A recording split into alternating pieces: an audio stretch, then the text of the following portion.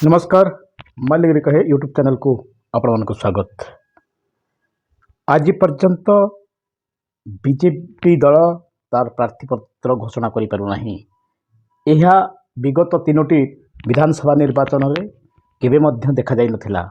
कारण पूर्व आपण माने देखिथिबे जे विधानसभा निर्वाचन समय प्रथम बीजेडी तार प्रार्थी मानकर नाम घोषणा कर पारुथला। कारण से समय गोटे विश्वास थिला जे जी बीजेडी दल गोटे टिकेट पाइब से नवीन पट्टनायक ना निर्द्वंद्व जीति जीव 5 वर्ष तार विधानसभा आसन टीए पक्का ही जाउथला। मात्र आज बीजेडी दल निजे भाभी पारु नहीं जे मु जहाँ को घोषणा करी से जीति पारिबो ना नहीं।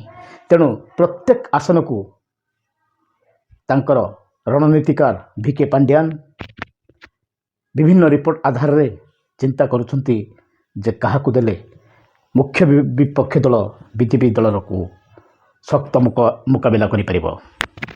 कारण विगत निर्वाचन मानक ओडिशार जनमानस रे गोटे धारणा थिला जे नवीन पट्टनायक जड़े श्रेष्ठ मुख्यमंत्री, से निज कथा चिंता न करी ओडिशावासी कथा चिंता करती, निज परिवार नहीं एवं बिजू बाबू पुओ ओडिशार सबले विकास ही चिंता करुछंती।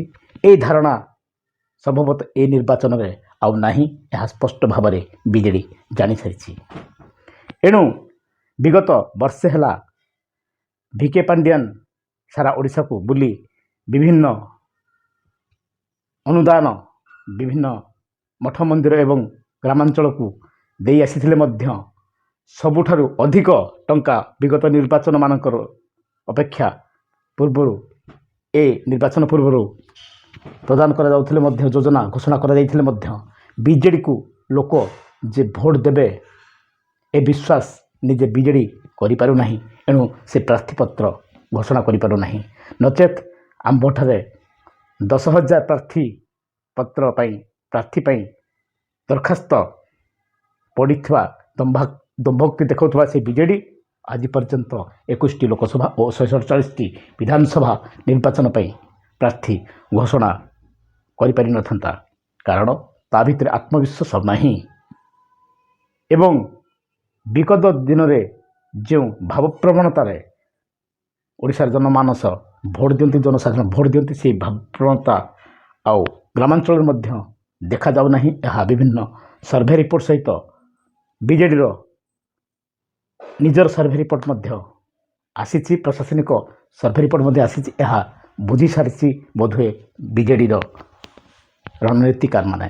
एणु तांकर एक नूतन रणनीति रे चलित निर्वाचन को सामना करने को जाउछंती। एणु विपक्ष दलर जो माने टाणुआ नेता विशेषकर कांग्रेस दल को संपूर्ण भाव में दल शून्य कर देवार एक योजना रे बीजेडी थिबा सहित बीजेपी जो माने टिकेट न पाई असंतुष्ट अच्छी सेमान को टिकेट दे बीजेपी नेता मध्य भोट विभाजन करी जितिबा पई एक रणनीति प्रस्तुत करछंती।